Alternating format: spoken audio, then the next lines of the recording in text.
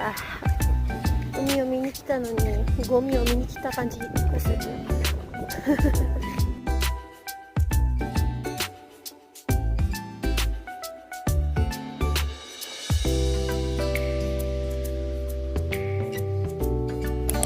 上の方を歩いた方がいいです。なぜかというとゴミが見えない。綺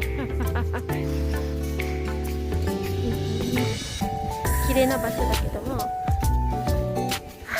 海の量がひどすぎます。ダメですね。ダメ。彼らってさ、ここら辺だけ掃除してる。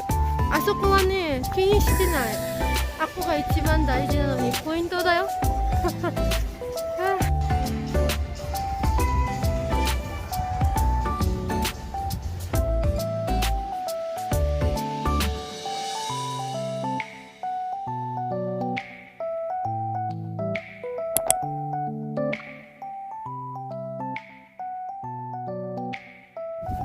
ここは綺麗なとこですね。いつも動画で見てるところはここ。インスタ映えのとこやけど、こっちは綺麗なんだけども、あそこはその反対。やばいです。